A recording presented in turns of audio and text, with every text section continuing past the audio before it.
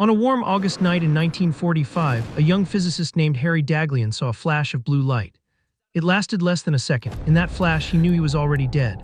9 months later, a physicist named Slotin saw the exact same blue flash in the exact same room, hovering over the exact same sphere of plutonium. And he knew he was dead too. Two brilliant scientists, two fatal accidents. One 14-pound sphere of metal that would become known as the Demon Core. Here's what makes this story impossible to believe.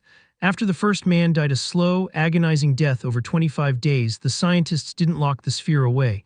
They brought it back out, they handed it to another man, and they let him poke it with a screwdriver. How does that happen? And what does it say about the people who built the atomic bomb? To understand the nightmare of the Demon Core, you need to go back to the summer of 1945, to a secret city built in the mountains of New Mexico. Los Alamos was a fortress of the world's most brilliant minds, assembled to build the atomic bomb before Nazi Germany could. By July 1945, they had succeeded. The Trinity test in the New Mexico desert proved the weapon worked. Weeks later, 2 atomic bombs were dropped on Japan. The war ended in August, but plutonium production hadn't stopped. A third bomb had been prepared, and at its heart was a sphere of plutonium-gallium alloy 6.2 kilograms, roughly the size of a softball, warm to the touch from its own radioactive decay.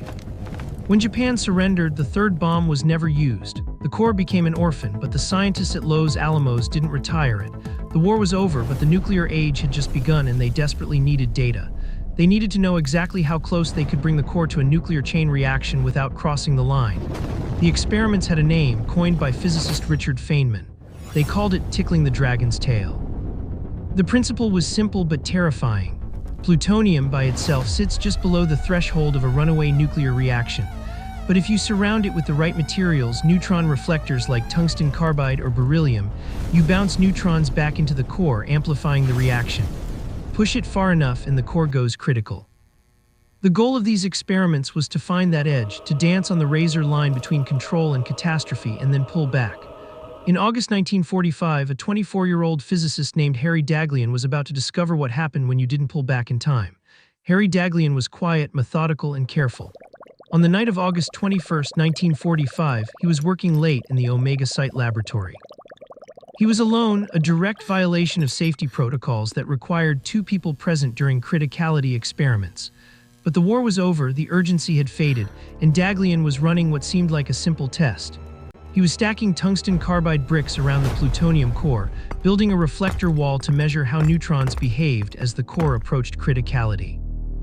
Each brick he added pushed the core closer to the edge. Neutron counters in the room ticked faster and faster. As he moved to place another brick, his hand slipped. The brick tumbled from his grip and landed directly beside the core. Instantly, the neutron count spiked. The core crossed the threshold into a brief supercritical state. The air around the core ionized, producing a faint blue glow, Cherenkov radiation, the same eerie light that surrounds nuclear reactors. Daghlian didn't freeze. He immediately reached into the radiation field and knocked the brick away with his bare hand, stopping the chain reaction. The burst had lasted less than a second, but the damage was done. He had absorbed a massive, lethal dose of neutrons and gamma rays, estimated at 500 to 600 rem, far beyond the survivable threshold. Over the next 25 days, Daghlian's body systematically destroyed itself. Acute radiation syndrome follows a cruel pattern. First, nausea and vomiting within hours, then a brief false recovery where the victim feels almost normal, then the collapse. His white blood cell count plummeted, leaving him defenseless against infection. His hand, the one that knocked the brick away, blistered and swelled grotesquely. His internal organs began to fail. On September 15, 1945, Harry Daghlian died. He was 24 years old. It was one of the first documented deaths from a criticality accident in history. The laboratory was shaken. Safety protocols were reviewed. The core was placed back into storage. But here's the part that should chill you. The experiments didn't stop. The military still needed data, the dragon still needed to be tickled, and the core was about to claim its second victim. If Harry Daghlian was careful and methodical, Slotin was his opposite. Slotin was brilliant, confident, and fearless to the point of recklessness. He had been part of the team that assembled the first atomic bomb at Trinity, and he had watched it detonate.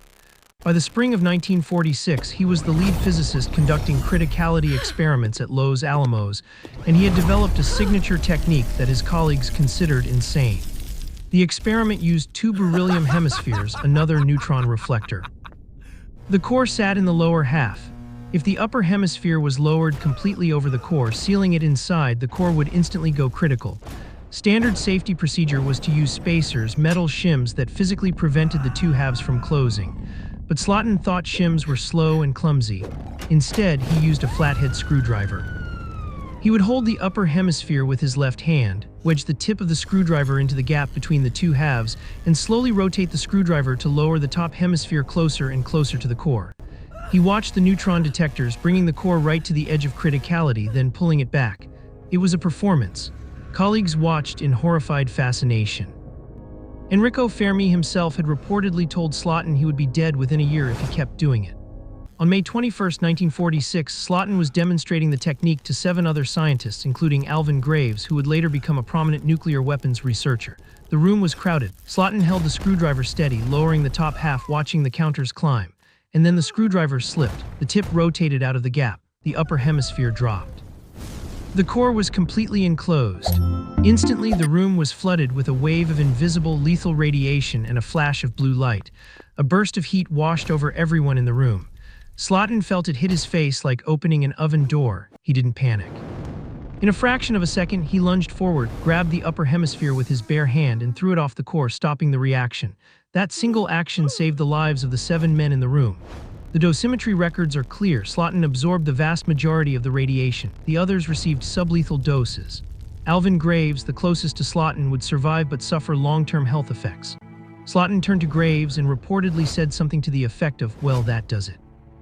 He knew immediately what had happened. He had just received a dose estimated at 2,100 rem, nearly 4 times what had killed Daghlian. Within hours, Slotin began vomiting. The same brutal progression that had killed Daghlian began again. But Slotin's dose was higher and his decline was faster. 9 days after the accident, on May 30, 1946, Louis Slotin died. He was 35 years old. The demon core had claimed its second victim. After Slotin's death, Los Alamos was paralyzed with grief and horror. 2 brilliant physicists had died in nearly identical accidents in less than 9 months. The scientific community demanded change, and change finally came. Hands-on criticality experiments were banned. Remote-controlled machines were designed to manipulate fissile materials from behind protective barriers. The era of tickling the dragon's tail with bare hands and simple tools was over. The core itself was given an unofficial name by the shaken scientists: the Demon Core. It seemed cursed, haunted by the men it had killed. You would think that an object responsible for 2 agonizing deaths would be destroyed, sealed in lead, and buried forever. But plutonium was rare and expensive. The military wasn't going to let a dark history get in the way of nuclear progress. So here's the final chilling twist. The Demon Core wasn't destroyed, it was melted down. In the aftermath of Slotin's death, the core was decommissioned from laboratory use and sent to be recycled. Its plutonium was reprocessed and used in a nuclear weapon. While the exact test remains debated in historical records, the most credible sources suggest the core's material was used in Operation Sandstone, a series of nuclear tests conducted at Enewetak Atoll in the Pacific in 1948. Think about that for a moment. The same atoms that had killed 2 men in slow, intimate laboratory accidents were forged into a weapon and detonated in the open air with the force of tens of thousands of tons of TNT. The core that had destroyed Harry Daghlian and Louis Slotin 1 atom at a time was finally allowed to unleash the full apocalyptic fury that had been contained inside it all along. And in that fireball, its dark history was erased. But here's the question that haunts this story: why did it happen twice? After Daghlian died, why did they bring the core back out? Why did Slotin, who had watched his colleagues suffer and die, continue the same dangerous experiments? And why did he make them even more dangerous by using a screwdriver instead of safety shims? The answer reveals something uncomfortable about human nature and about the culture of Los Alamos in those years. The scientists who built the atomic bomb had done the impossible. They had unlocked the power of the atom, ended the greatest war in human history, and reshaped the future of civilization. They had conquered nature itself. And in that victory, something dangerous took root: the belief that they were invincible. Psychologists call it normalization of deviance. When you take risks and survive, the risks stop feeling like risks. They become routine. Slotin had performed his screwdriver trick dozens, maybe hundreds of times. Every time he pulled back, every time he was fine. The danger became invisible, even though the physics hadn't changed. Even though his colleague had died doing something similar. The Dragon didn't feel dangerous anymore, and there was pressure. The Cold War was beginning. The Soviet Union was racing to build their own bomb. The military needed data, needed it fast, and needed scientists willing to push boundaries.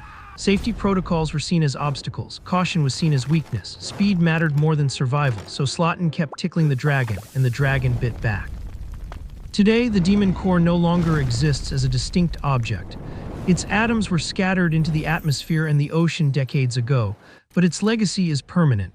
Modern criticality experiments are conducted remotely with machines behind shielding. The safety protocols that govern every nuclear facility on Earth were written in the radiation-scarred handwriting of Harry Daghlian and Louis Slotin. Their deaths taught us something we desperately needed to learn, that brilliance is not protection, that confidence is not control, and that some forces in the universe do not care how smart you are. The atom does not negotiate, it does not make exceptions. It simply follows the laws of physics, indifferent to the fragile human bodies that thought they could tame it with tungsten bricks and a screwdriver. The Demon Core killed 2 men, but in a strange, terrible way, it may have saved thousands. Every scientist who works with fissile materials today works under rules written by the ghosts of Daghlian and Slotin. Every remote-controlled manipulator, every safety interlock, every redundant containment protocol exists because 2 young physicists reached into the heart of the atom and paid the ultimate price. The Dragon is still there, we still tickle its tail, but now we do it from behind thick walls with mechanical hands and with the hard-earned knowledge that the Dragon always wins if you give it the chance. Harry Daghlian and Louis Slotin didn't just die.